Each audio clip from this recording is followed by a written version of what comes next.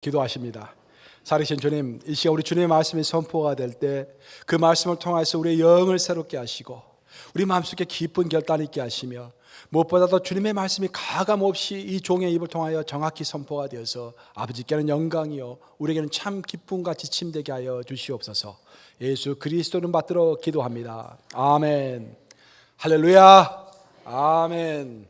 여러분들을 환영합니다. 이 좋은 날에 우리 주님 얼마나 좋습니까? 함께 예배할 수 있도록 인도해 주신 주님을 찬양합니다.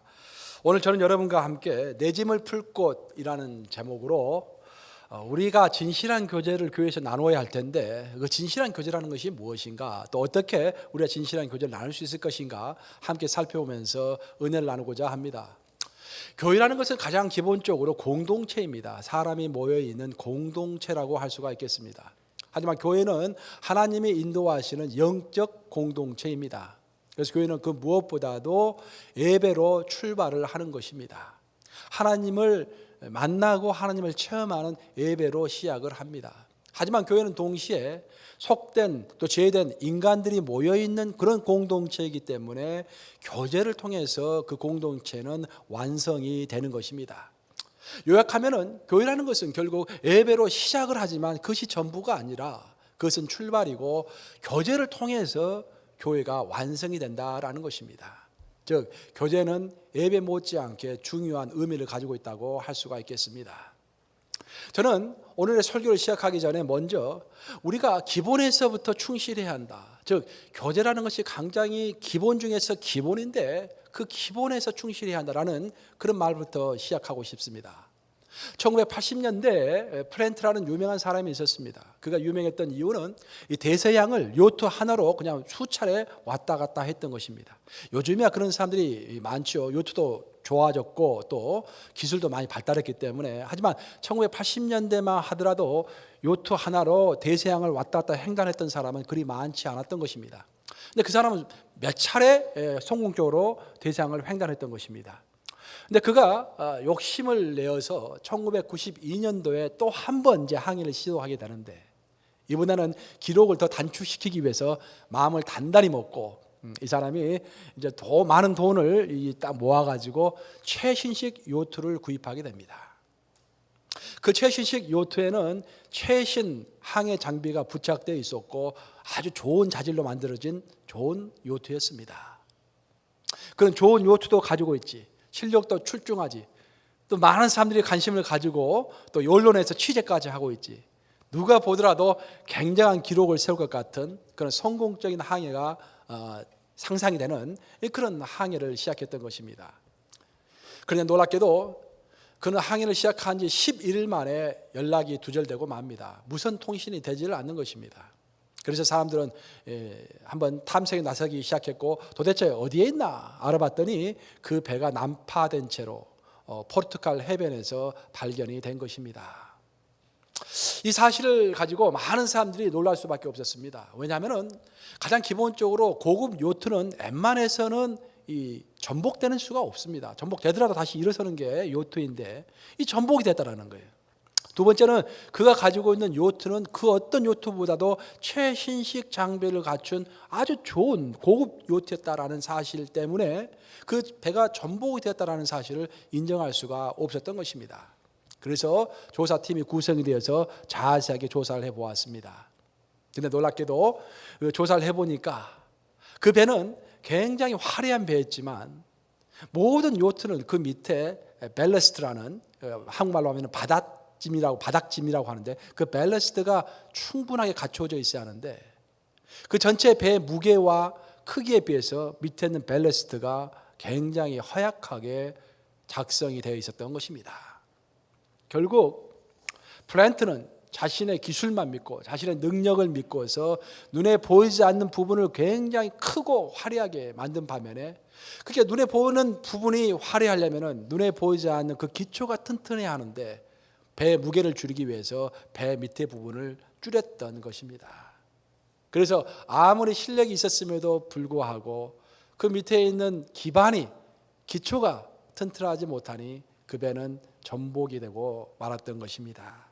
사랑하는 여러분, 한 개인이 되었든지 교회가 되었든지 보이지 않는 기초가 튼튼하지 않는 상태에서 쌓아 올린 눈에 보이는 화려함은 굉장히 위험한 것입니다. 풍랑을 견뎌낼 수가 없는 것입니다. 눈에 보이는 화려함은 물과 같은 것입니다. 물이라는 것은 배를 띄우기도 하지만 물이라는 것은 배를 뒤집어 엎기도 하는 것입니다. 그렇죠? 그래서 그 불완전한 물, 나를 뒤집어 엎을 수도 있는 물, 한때는 나를 띄워주는 것 같고 나를 화려하게 만드는 것도 같지만 일순간에 또 나를 뒤집어 엎을 수도 있는 그 물의 풍랑을 잠재우기 위해서, 그것을 이겨내기 위해서 그만큼 내 바닥짐은 튼튼해야 하는 것입니다. 교회도 마찬가지고 개인도 마찬가지입니다. 보이지 않는 물속에 있는 바닥짐이 든든해야 하는 것입니다. 그러면 우리의 신앙에서 그 바닥짐의 역할을 하는 것이 무엇이라고 여러분 생각하십니까? 무엇이 있어야만이 우리가 신앙생활을 해나가고 세상에서 살아갈 때 그 어떤 풍파도 이겨내면서 앞으로 나아갈 수 있도록 해주는 그런 바닥짐과 같은 것이 만들어질 수가 있겠습니까? 어떻게 해야 그런 것들이 형성이 될 수 있겠습니까? 우리 신앙의 세계에서 바닥짐은 다른 것이 아니라 관계입니다. 따라서 해보시기 바랍니다. 신앙생활에서 바닥짐은 관계이다. 기본적으로 성경은 우리의 신앙생활을 설명할 때, 물론 성경을 크게 보면은 보통 신앙의 원리에 대해서 많이 설명합니다. 하나님이 어떤 분이신가, 또 성령이 어떤 분이신가, 그런 또 교회가 무엇인가, 그런 것들을 설명하지만 또 한편으로는 그 하나님과 교회 안에서 우리가 어떻게 신앙생활을 해야 할 것인가 또 설명하고 있는 거예요. 그래서 이 두 가지로는 다 알아야 합니다. 설교도 어떨 때는 원리적인 것을 설명해야 하지만 또 어떨 때는 이렇게 적용적인 것을 또 설명할 필요가 있습니다. 결국 신앙생활을 성경에서 이야기하고 있는 성경의 절반이라고도 할 수 있는 신앙생활의 원리는 무엇인가? 그것을 한마디로 요약하면 관계를 잘 쌓는 것입니다. 그런데 성경이 이야기하고 있는 관계는 한 가지의 관계가 아니라 두 가지의 관계입니다. 신앙의 관계는 첫째, 하나님과 나 사이의 관계인 것입니다. 그 무엇보다도 누가 뭐라고 하더라도 하나님과 나 사이의 관계가 튼튼하면 내가 시험 받을 이유도 없고 넘어질 이유도 없습니다. 시험 받았다가도 다시 오뚜기처럼 일어서는 것입니다. 왜? 바닥짐이 튼튼하기 때문에. 요트가 전복하더라도 다시 일어서는 것입니다. 바닥짐이 튼튼하기 때문에. 무엇보다도 우리가 관심을 가져야 할 내 신앙의 바닥짐은 하나님과 나 사이의 관계인 것입니다. 하지만 제가 설교 서두에서 말씀드렸던 것처럼 우리의 신앙생활, 교회라는 것은 하나님과 나 사이의 관계, 즉 예배로 출발하지만 무엇으로 완성이 된다고 했습니까? 교제로 완성이 되는 것입니다. 즉 또 다른 관계가 필요한 것입니다. 나와 다른 성도, 나와 다른 인간 사이의 관계가 또 필요한 것입니다. 결국 성경은 십자가처럼 두 개의 관계를 이야기하고 있습니다. 종과 횡, 하나님과 나 사이의 관계, 나와 다른 인간과의 관계. 이 두 개의 관계가 깊어질 때 우리가 위로와 격려와 내 바닥짐을 든든히 해서 어떤 도전과 시련이 온다 할지라도, 어떤 비즈니스에 불황이 온다고 할지라도, 어떤 내 가정에 큰 풍파가 온다 할지라도 이겨낼 수 있는 힘을 갖게 되는 것입니다. 그래서 오늘 우리는 점검해 봐야 돼요. 내가 이 두 가지 관계를 잘 맺어가고 있는가? 하나님과 나 사이의 관계는 어떤가? 나와 다른 사람들 사이의 관계는 어떤가? 여러분 어떻습니까? 하나님과 여러분 사이의 관계가 100점입니까? 50점입니까? 또 나와 다른 사람의 관계는 몇 점입니까? 스스로를 평가해보고 반성하는 시간이 있어야 한다는 것입니다. 그런 의미에서 오늘의 본문은 아주 우리에게 많은 교훈을 주고 있는 그런 짧은 구절이지만 많은 교훈을 주고 있는 신앙생활의 핵심적인 원리를 제공하고 있는 그런 구절이라고 하겠습니다. 다 같이 사도행전 2장 46절 오늘의 본문 말씀을 한 목소리로 읽겠습니다. 시작. 날마다 마음을 같이하여 성전에 모이기를 힘쓰고 집에서 떡을 떼며 기쁨과 순전한 마음으로 음식을 먹고. 많은 사람들은 초대교회를 본받아야 한다고 이야기합니다. 그래서 교회 이름도 초대교회라는 이름이 많은 것 같아요. 여기저기에. 초대교회를 본받아야 한다. 그러면 초대교회 무엇을 본받을 것인가? 무엇을 본받을 것인가? 초대교회에서 일어나고 있었던 모든 일들의 핵심적인 내용이 바로 오늘의 본문에서 나오는 말입니다. 결국 그들은 성전과 집에서 모였다라는 것입니다. 그것이 바로 초대교회의 신앙생활의 원동력이었던 것입니다. 성전은 나와 하나님이 만나서 관계를 깊게 하는 장소입니다. 그렇죠? 그런데 신앙인은 성전만 가지고는 부족하다는 거예요. 뭐가 또 필요합니까? 집이 필요하다고 했습니다. 초대교회 성도들은 성전과 집에서, 성전만에서가 아니라 성전과 집에서. 집은 어떤 장소입니까? 나와 다른 인간과의 관계를 깊게 하는 장소라는 것입니다. 그래서 집을 공개하는 것이 중요합니다, 여러분. 우리가 초대교회를 제대로 본받기 위해서는 성전에서 이렇게 모일 뿐만 아니라 집을 공개해서 자꾸 만나야 하는 것입니다. 결국 균형 잡힌 신앙이라는 것은 성전과 집, 이 두 장소에서 바르게 관계를 쌓아나가는 것이 바로 균형 잡힌 신앙인 것입니다. 오늘의 본문을 볼 때 초대교회 성도들이 나누었던 관계에는 특별한 특징이 있었다고 이야기하고 있는데 두 가지 특징이 있었다고 이야기하고 있습니다. 첫 번째, 그들은 일단 교제를 중요시 생각해서 자주 모였습니다. 그런데 그 교제가 일반적인 교제와는 약간 다른 교제였다라는 거예요. 두 가지 특징이 있었다라고 성경은 소개하고 있습니다. 첫 번째 특징은 뭐냐면은 그들은 만날 때마다 진실한 마음으로 모였다라는 것입니다. 따라서 해보시기 바랍니다. 그리스도인들의 교제는 진실한 마음이 있는 교제가 되어야 한다. 순전한 마음, 진실한 마음, 영어로는 sincere heart라고 오늘의 본문은 설명하고 있는데, 다시 말해서 sincere heart, 진실한 마음, 순수한 마음으로 함께 모였다라는 것입니다. 그리고 그런 진실하고도 순수한 마음이 있었기 때문에 모일 때마다 힘이 되었던 것입니다. 서로에게 힘이 되었던 거예요. 바깥에서 메마른 심령으로 오더라도 서로가 진실한 마음으로 격려하고 칭찬해주고 위로해 주니까 회복이 되는 거예요. 저도 결혼식 하고 나서요, 이런 말 자꾸 하지 말라고 하는데 결혼하고 나서 거의 한 1년 동안에는 1년 정도는 토요일만 되면은 저희 집을 꼭 갔어요. 아버지 어머니 계시는 집을 꼭 갔어요. 좀 시간이 좀 걸려도. 물론 아버지 어머니를 뭐 사랑해서도 뭐 효도하기 위해서도 갔지만 나를 위해서 갔습니다. 왜냐하면은 직장생활 하면은 참 힘들잖아요. 스트레스 많이 받잖아요. 제가 직장생활 8년 했지 않습니까? 직장생활 하면 스트레스 굉장히 많이 받습니다. 그 인간관계 때문에 특히 많이 받아요. 반면에 서로가 경쟁을 하기 때문에 참 힘듭니다. 그리고 자책감도 많이 들고 여러 가지 하여튼 힘들어요. 스트레스가 있어요. 근데 참 묘하게도 저희 아버님하고 어머니만 만나면은 우리 부모님 눈에는 내가 세상에서 최고야. 내가 무슨 말을 하든지 내 말이 최고인 거예요. 나를 무조건 인정해 주시는 거예요. 너가 최고다. 너보다 더 잘난 놈이 어딨냐? 너보다 똑똑한 놈이 어딨냐? 너가 내 자식 맞냐? 우리 어머니 항상 하시는 소리.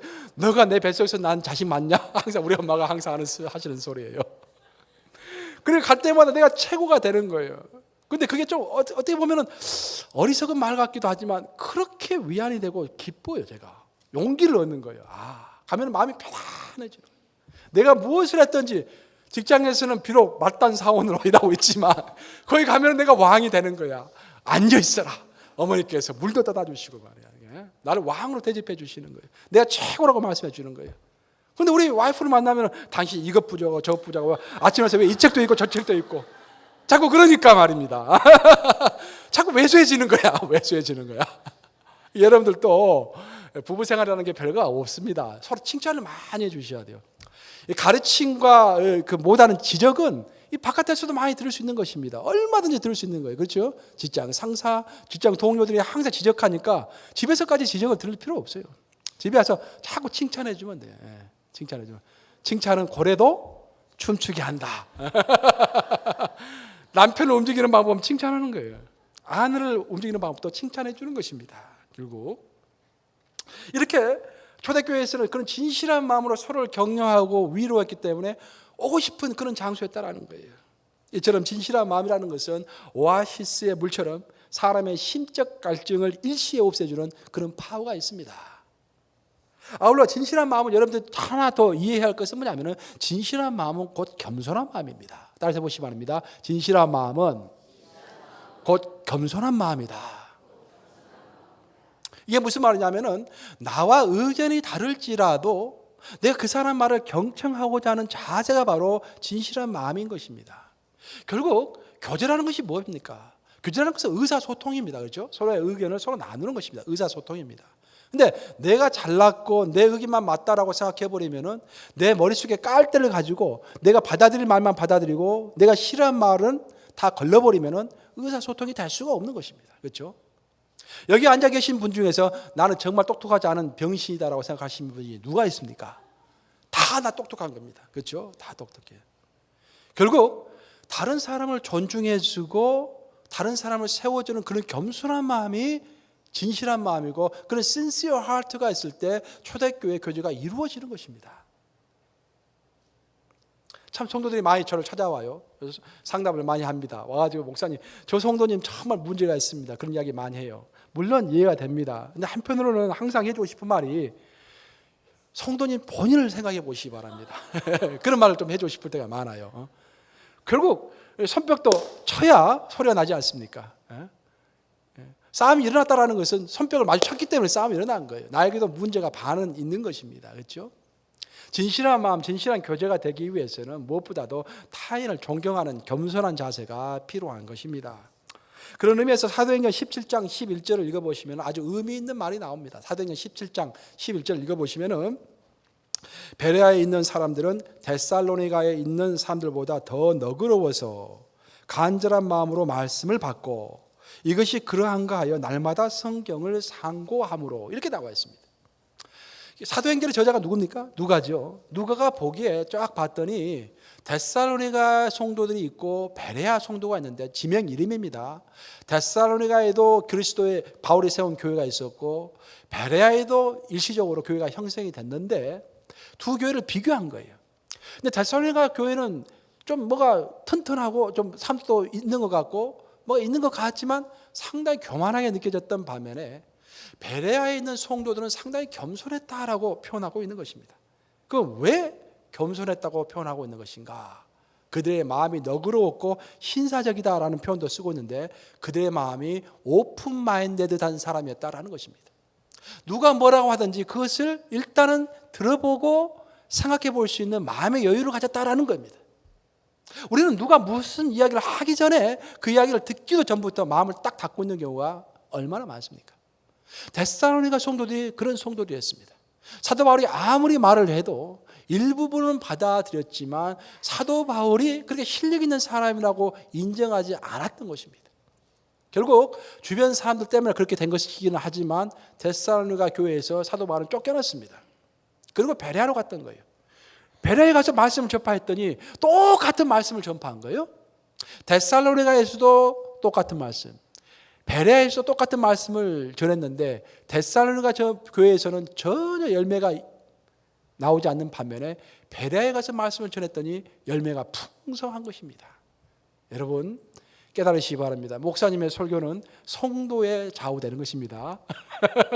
목사님 설교가 은혜스럽다, 은혜스럽지 않다 평가할 이유가 없어요. 그 어떤 설교라도 제대로 된 목사님이라면 하나님의 영에 움직여서 하나님께서 부르셔서 목사 된 거 아니겠습니까? 그렇죠? 그 말을 하나님의 말씀을 대언한다면은 말씀을 받는 사람들의 마음밭이 문제인 것입니다. 여러분들 아셔야 할 것은 뭐냐면은 구약 성경을 특별히 시작도 마찬가지지만 선지자들 많이 나오죠. 선지자들이 많이 나왔어요. 배출됐어요. 하나님께서 그 선지자를 통해서 말씀하신 것입니다. 직통 계시를 주신 게 아니에요. 선지자를 통해 선지자를 부르셔가지고 선지자를 통해서 말씀하신 것입니다. 그것이 다니엘서가 되고 이사야서가 되고 호세아서가 되고 다 그런 성경이 된 거 아니겠습니까? 그때 사람들이 그 선지자들 다 좋아했습니까? 싫어했습니까? 다 싫어했어요. 선지자 좋아하는 사람은 아무도 없었어요. 그래서 죽이기도 하고 패기도 하고 그렇지 않습니까? 사도 바울도 마찬가지예요. 사도 바울 다 좋아했습니까? No. 가는 곳마다 핍박을 당했잖아요. 사도 바울이. 결국 말씀을 받는 사람의 문제인 것입니다. 말씀하는 사람도 어느 정도 문제는 있겠지만 그런 것들이 가장 기본적인 것입니다. 결국 데살로니가 성도들은 마음밭이 굉장히 강박해가지고 열매를 맺지 못했던 반면에 베레아 성도들은 그 마음이 신사적이고 너그러워서 많은 열매를 맺었다라는 그런 고백인 것입니다. 기꺼이 그들은 무슨 말을 하든지 받아들이고자 또 듣고자 하는 마음이 있었던 것입니다. 바로 우리의 교제에서 필요한 것이 이런 마음입니다. 너 잘났다라는 것이 아니라 한번 들어보는 거예요. 그리고 틀린 말이라고 할지라도 일단은 다 들어보고 내 의견을 말하는 그런 자세들, 그런 sincere heart가 바로 우리의 교제를 단단하게 만드는 것입니다. 성도들이 이런 겸손하고 진실한 마음을 가지고 있을 때 서로를 귀하게 보고 서로 간에 무엇을 말하든지 인정하고 존중하게 됩니다. 초대교회 성도들의 관계는 바로 이런 진실의 관계가 있었다라는 것입니다. 무슨 말을 하든지 다 억셉트하고 들어줄 수 있는 열린 귀가 있었다라는 것입니다. 진실한 관계의 증거는 그 무엇보다도 작은 관심입니다. 정말 우리가 진실한 관계 속에 있는가? 우리 교회가 또 우리 울린 가족이 진실한 관계를 이루어가고 있는가라는 것을 아주 쉽게 알려면은 내가 관심을 가지고 있는가라는 것을 보면 알 수 있어요. 서로가 서로에 대해서 관심을 가지고 있는가. 여러분들이 요즘에 건강에 대한 관심을 참 많이 갖고 있는데 일본 오키나와에 가시면은 오기미촌이라는 데가 있습니다. 세계적으로 유명해진 곳이죠. 100세 이상 장수하는 사람들이 세계에서 가장 많은 곳 오기미촌. 거기는 뭐 굉장히 이제 장수하는 사람들 많이 있대요. 근데 그 오기미촌에는 특징이 하나 있다라는 거야. 뭐냐면은 이제 날씨가 그쪽에는 좀 따뜻하니까 아침이 되면은 사람들이 항상 창문을 이렇게 딱 열어놓는데요, 이게. 근데 이제 나이가 다 100세 이상 됐잖아요. 언제 또 이렇게 별세하실지 모르잖아요. 그래서 딱 일어나면은 옆집 창문이 열려져 있는가, 또 앞집 창문이 열려져 있는가, 뒷집 창문이 열려져 있는가, 창문을 먼저 다 살핀대. 아침에 일어나면은 밤 사이에 또 죽을 수도 있으니까. 저는 그 말을 들으면서 굉장히 영적 교훈을 얻었습니다. 우리도 마찬가지예요. 교회에 오면 우리가 진실한 공동체인가라는 것을 살펴보려면 교회에 오면 그 무엇보다도 혹시 마음이 닫혀있는, 마음의 창문이 닫혀있는 성도가 없는가라고 살펴보는 자세가 필요한 거예요. 일단 교회를 안 나왔다 하면은 그 성도는 일단 마음의 문이 닫혀있는 거예요. 그렇죠? 어떤 상황이든지. 그래서 울림 가족의 울림이들은 연락을 해봐야 하는 거야. 장로님들은 관심을 가지고 희망도 해봐야 하는 거예요. 물론 담임 목사도 해야겠지만 또 다 하기가 힘들잖아요. 그래서 무엇보다도 우리가 먼저 살펴봐야 할 것은 마음의 창문이 닫혀있는 사람이 없는가라고 살펴봐야 하는 것입니다. 만약 우리가 그런 상태를 유지하고 있다면 뉴욕 감리교회는 진실한 공동체, 초대교회의 공동체가 이루어지고 있는 장이라고 할 수가 있는 것입니다.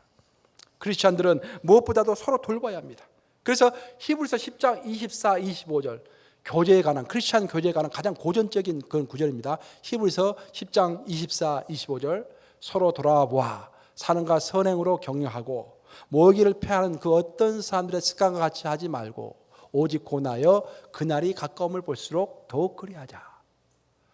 크리스찬의 교제라는 것이 다른 것이 아니라 서로 돌아보아 사랑과 선행으로 격려하고 오직 고나여 그날이 가까움을 볼수록 더욱 그리하자. 무엇보다도 크리스찬의 교제는 서로 돌아보는 것으로부터 교제가 시작한다라는 것입니다. 그래서 멀리 가실 필요 없이 오늘 점심 애찬 드실 때부터 한번 돌아보시기 바랍니다. 한번 누가 안 나온 성도가 있는가, 또 혹시 마음의 문이 닫혀가지고 혼자 저 멀리서 혼자 식사하고 있는 성도가 없는가 돌아보시는 여러분들 되시기를 주님의 이름으로 축복합니다. 우리가 조금만 관심을 기울이면 우리 주위에 성도들의 닫힌 창문을 아주 쉽게 볼 수가 있습니다. 이 닫힌 창문을 볼 때 진실한 마음으로 위로할 수 있는 성도가 되는 것이 바로 하나님께서 원하시는 사람이 되는 것입니다. 항상 하는 말이지만 신앙이 바뀌려면, 우리의 생활이 바뀌려면 우리의 마음과 태도가 바뀌어야 한다는 것이죠. 그리스도의 마음을 품으라라고 했을 때는 그 그리스도의 마음이라는 것은 다른 것이 아니라 내 중심이 아니라 하나님 중심과 타인 중심으로 내 시야가 바뀌는 것입니다. 무슨 문제가 생겼을 때, 내가 영적으로 갈급하고 내 영적으로 문제가 생겼다라고 했을 때는 혹시 나에게 문제가 없는 것인가 살펴보고, 또 다른 사람도 이런 어려움에 처했지 않을까 하면서 내 중심에서 타인 중심으로 하나님 중심으로 바뀌는 것이 바로 우리가 정상적인 신앙의 성숙을 맺어가는 과정인 것입니다. 그래서 우리도 항상 우리의 교제가 제대로 된 교제인가라고 보려면 우리의 관심이 항상 타인에게 가 있는가, 마음이 닫힌 성도들에게 가 있는가, 출석하지 않은 성도들에게 가 있는가, 그런 것들을 살펴봐야 하는 것입니다. 창문이 열려야만이 빛을 받을 수 있고 또 맑은 공기를 마실 수가 있습니다. 다시 말해서 건강한 삶을 살 수가 있는 것입니다. 모든 성도들의 창문이 활짝 열려 있을 때 그때 교회는 건강하게 되고 건강한 교회가 병들어가는 사회를 살리는 것입니다. 교회 자체도 병들어 있는데 어떻게 세상을 살릴 수가 있겠습니까? 교회가 어떻게 건강해질 것인가? 마음이 닫힌 성도가 없을 때 교회는 건강해지는 것입니다. 그 특별히 여러분들이 아셔야 할 것은 그것은 인간의 힘으로 되는 것이 아니라 성령의 능력으로 되는 것이기 때문에 성령께서 역사해 주시도록 항상 기도해야 하는 것입니다. 진실한 마음은, 우리가 진실한 마음에 대해서 계속 이야기하고 있는데, 진실한 마음은 교회를 든든히 유지하는 대들보와 같은 것입니다. 무엇이 교회를 유지할 것인가? 많고 많은 교회 중에서 뉴욕 감리교회를 어떻게 유지할 것인가? 그것은 진실한 마음을 이렇게 하나로 뭉치는 것입니다. 그것이 이 교회를 활력 있게 만들고 유지하게 만드는 첩경인 것입니다. 여러분들이 교회 건물을 보시면 건물이 유지되기 위해서는 세 가지 하중이 보통 필요하다고 합니다. 어떻게 건물이 유지가 될 것인가? 이 건물도 첫째는 고정 하중이 튼튼해야 건물이 유지가 됩니다. 즉 콘크리트라든지 벽돌이라든지 이 골격이라든지 이런 고정 하중이 튼튼해야 건물이 무너지지 않고 유지가 되는 것입니다. 교회도 마찬가지예요. 교회도 고정 하중이라는 것이 있습니다. 교회의 고정 하중은 다른 것이 아니라 교회가 왜 존재하는가라는 이유를 명확히 아는 것이 교회의 고정 하중입니다. 왜 많고 많은 교회 중에서 뉴욕 감리교회가 존재해야 하는 것인가? 좀 더 깊게 이야기하면 왜 교회는 필요한 것인가? 그런 신학적인 정립이 잘 되어 있어야 한다라는 것입니다. 그런 신학적인 정립이 되어 있지 않을 때, 뭐 직통 계시 받았다면 쫙 쏠리고, 뭐 또 이렇게 뭐 말세다 그러면 또 거기서 쫙 쏠리고, 무슨 성령께서 임하셨다면 그쪽에 쏠리고, 그렇게 되는 것입니다. 그래서 우리는 신앙의 고정 하중, 즉 왜 교회가 존재하는 것인가, 그런 명확한 정립된 신학이 필요한 것입니다. 하지만 교회는 그것만 가지고 되지는 않습니다.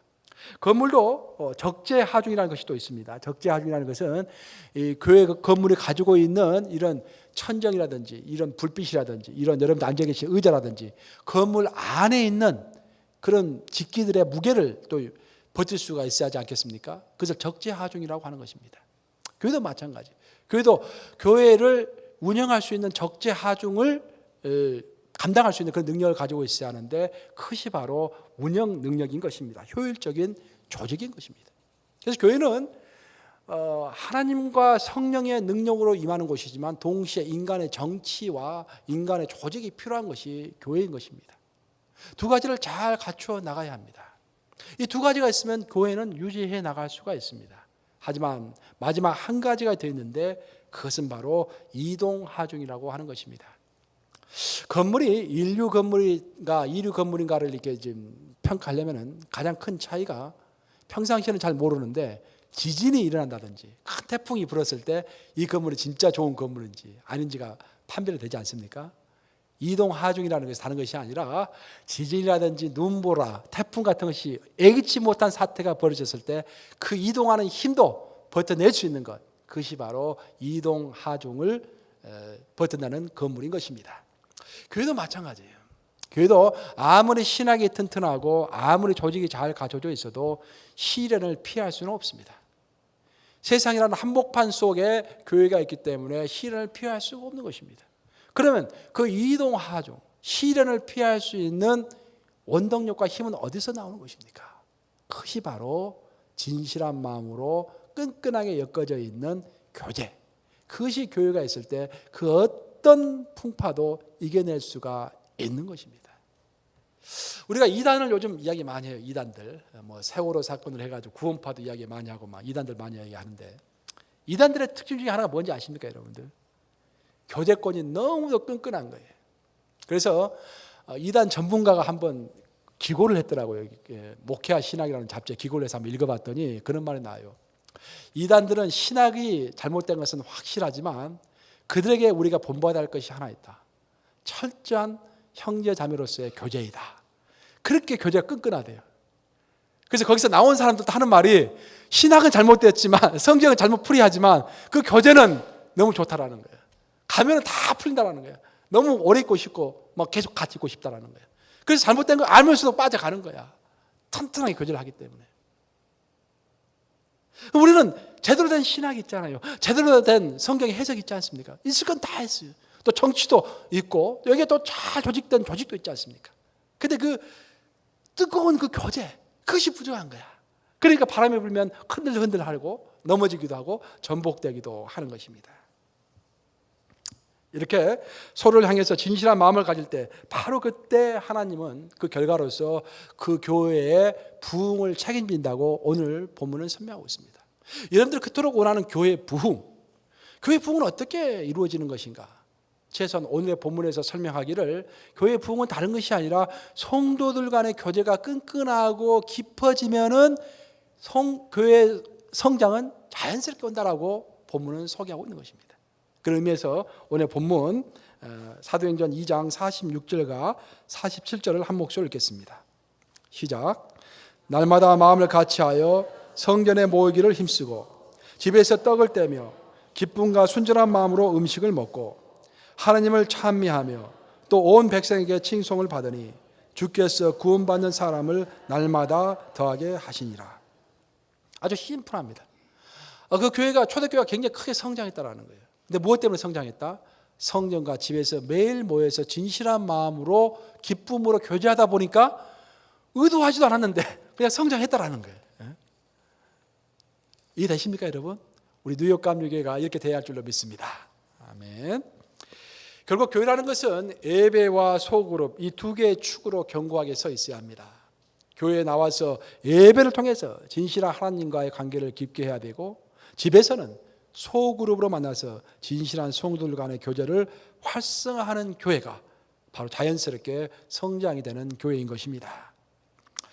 오늘 우리가 첫 번째는 교제가 중요하다라는 것을 살펴봤고 교제가 가장 기본이다라는 것을 살펴봤고 두 번째로는 그 교제 크리스천의 교제의 특징은 sincere heart, 진실한 마음이다라는 것을 살펴보았습니다. 이제 마지막으로 한 가지를 더 살펴봐야 하는데 초대교회 교제에는 진실한 마음뿐만 아니라 기쁨이 있었다라는 거예요. joyful했다라는 것입니다. 기쁨이 있었다. 우리는 흔히 인생을 여행에 비유합니다. 그래서 또 성경도 베드로 사도는 우리의 인생을 나그네 길, 즉 여행길이다라고 표현을 했습니다. 우리의 인생을 여행으로 많이 표현한 거예요. 그럼 우리의 여행이 기쁘고 즐거운 여행이 되기 위해서는 무엇이 필요한가? 보통 사람들은 세 가지를 이야기합니다. 첫 번째 필요한 것은 좋은 동반자가 필요하다. 그렇죠? 두 번째 필요한 것은 짐이 적어야 한다. 이 말은 진짜 맞는 것 같아요. 내가 이제 여행을 가끔씩 다닐 때는 옛날에는 비행기에서 이제 그 배기지를 하나는 두 개를 공짜로 다 받아줬잖아요. 근데 요즘에는 모든 걸 다 차지합니다. 돈을 붙여요. 그래서 배기지 하나 맡기면 25불 차지해요. 그래서 25불 안 내려고 가방을 이제 팩해서 갖다 끌고 다니다 보니까 무거워요. 가방도 무겁고 끄는 것도 무겁고 굉장히 힘들어요. 그러다 보니까 결국 요즘에는 이제 여행을 가면은 필요 없는 것은 다 버립니다. 그 최대한 들어. 옷도 옛날에는 한번 여행을 가면은 하루에 하나씩 갈아입었는데 2, 3일에 한 번씩 갈아입을 정도로 이제 옷만 딱 필요한 것만 갖고 가는 거예요. 짐이 가뿐하면은 여행이 즐겁습니다. 근데 짐이 많으면 귀찮아요. 이게 힘들어요. 여행이라는 것은 짐이 적어야 합니다. 세 번째로 여행에서 필요한 것은 짐뿐만 아니라 돌아갈 집이 있어야 합니다. 그렇죠? 돌아갈 집이 없이 떠나는 여행은 불행한 여행입니다. 그렇죠? 즐겁지가 않아요. 우리 기독인의 교제가 바로 이 세 가지를 다 갖춘 교제라는 것입니다. 첫째는 우리에게는 동반자가 있습니다. 천국까지 함께 갈 동반자가 있는 거예요. 두 번째는 우리에게는 우리 집은 누가 다 맡아주십니까? 예수님께서 다 맡아주시는 거예요. 그래서 우리는 집 맡길 사람이 있는 것입니다. 우리 교제에는. 그리고 세 번째는 우리는 돌아갈 집. 우리가 돌아갈 집은 어디에 있습니까? 하늘에 있는 거예요. 우리 하나님께서 우리 예수님께서 너희 초소를 예비한다라고 말씀하셨기 때문에 우리의 초소는 하늘에 있는 것입니다. 돌아갈 길을 함께 나누면서 같이 걸어가고 있는 공동체가 바로 교회 공동체요 교제인 것입니다. 그래서 만약 우리의 교제 가운데 기쁨이 없다라고 한다면은 뭔가 문제가 있는 것입니다. 세 가지 중에 한 가지가 빠져 있는 것입니다. 마음에 맞는 성도가 없든지 동반자가 없든지 기도가 부족하든지 하늘 향한 소망이 부족하든지 이 셋 중에 하나가 빠져 있기 때문에 뭔가 삭막함을 느끼는 것입니다. 그래서 그런 의미에서 이 시간에는 우리의 교제를 한번 잠시 스스로가 살펴보는 시간을 갖도록 하겠습니다. 모든 것을 아까 이야기한 것처럼 남을 탓하기보다는 그 문제의 핵심을 나에게서부터 찾는 것이 중요합니다. 그래서 한번 제가 질문해 볼 테니까 들어보세요. 첫 번째, 여러분이 만약 교제에서 삭막함을 느끼고 있다면은 여러분은 다른 사람에게 진실한 동반자가 되어서 그 사람에게 기쁨을 선사하고 있습니까? 다른 사람을 탓하기 전에 내 스스로가 다른 사람들에게 진실한 동반자가 되어주고 있느냐라는 그런 말입니다. 두 번째로는 여러분은 어려움에 처한 성도, 시험에 든 성도들이 있다면 그들이 마음의 짐을 내려놓을 수 있도록 그리스도께 함께 기도해 주시고 있습니까? 저 성도 뭐 문제가 있는가 보다. 그것도 무슨 이야기를 하면 자꾸 그래서 인간적인 방법으로 자꾸 해결책을 주려고 혹시 하고 있지는 않습니까? 인간적인 해결책에는 근본적으로 불완전한 면이 있습니다. 모든 문제 해결은 내 짐을 맡아주실 그리스도에게 있는 것입니다. 그래서 우리의 교제는 항상 기도가 있어야 하는 거예요. 세 번째, 여러분은 소망이 없고 메마른 성도들에게 천국의 소망을 나눠주고 그들을 위로하고 있습니까? 이 세 가지가 갖추어져야만이 우리의 교제는 즐거운 교제가 되는 것입니다. 충만한 교제와 관련해서 우리가 그 무엇보다도 잊지 않아야 할 마지막 사항은 인간을 사랑할 수 있는 능력은 성령으로부터 온다라는 것입니다. 여러분들 진실로 사람을 사랑할 수 있다고 확신하십니까? 성경의 가르침은 그렇지 않습니다. 사랑할 수 있는 능력조차도 또 구원조차도 하나님께서 먼저 우리를 인도하여 주셔야만이 우리가 구원도 얻을 수 있고 사랑도 할 수가 있는 것입니다. 인간은 노력을 하지만 사랑을 하기 위해서 노력은 하지만 그 사랑의 열매와 완성은 성령님에게 달려있는 것입니다. 초대교회 성도들이 깊고 진실한 교제를 나눌 수 있었던 이유는 그들의 삶 자체가 하나님께 포커스를 맞춘 삶이었기 때문입니다. 우리의 교제가 메말라 있다고 하면은 아마도 가장 큰 이유는 우리 스스로의 삶 자체가 하나님에게 포커스를 맞추지 못하고 있기 때문에 아마 메말라 있을 확률이 높은 것입니다. 다른 사람의 문제가 아니라 내 자신의 문제일 경우가 많이 있는 것입니다. 초대교회 성도들이 왜 그렇게 깊은 교제, 기쁘고 깊이 있는 그런 교제를 할 수가 있었습니까? 가장 기본적으로 그들은 하나님께 포커스를 맞춘 사람이었던 것입니다. 우리는 바라보는 것들을 닮아가게 되어 있습니다. 우리의 삶이 그리스도를 바라보는 포커스 맞춰진 삶을 살고 있다면 우리는 그분을 본받아서 더 자비하고 더 온유하기를 갈망할 것입니다. 이런 심력을 가진 사람은 그 어떤 상황 가운데서도 진실한 교제, 기쁜 교제를 만들어갈 수가 있을 것입니다. 여러분, 그리스도인다운 것은 선수건과 같은 만남을 추구하는 사람들이기 때문입니다. 즉 서로의 눈물을 닦아주는 그런 교제이기 때문에 그런 진실한 관계를 추구하는 교제이기 때문에 그리스도인다운 교제가 되는 것입니다. 이 각박하고 변절이 많은 시대에 여러분의 마음에 풀 곳이 어디 있습니까? 그것이 바로 교회가 아니라면 이 시대는 어디에서 우리의 마음을 풀 수가 있겠습니까? 이 말을 명심하시고 오늘 애찬을 나누는 친교 시간부터 멀리 가지 말고 오늘 점심 시간부터 마음이 닫혀있는 성도가 어디 있는지 또 내 마음의 문은 열려 있는지 내가 정말 기쁜 마음으로 성도들에게 다가서고 있는지 확인하시면서 진실한 교제를 나누시기를 주님의 이름으로 축복합니다.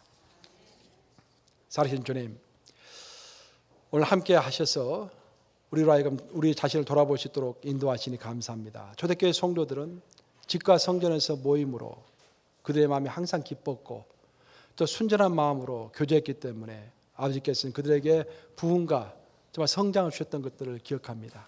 우리 가운데 마음이 닫혀있는 성도가 없습니까, 아버지? 그들의 마음의 창문을 열 수 있도록 인도하여 주시옵소서.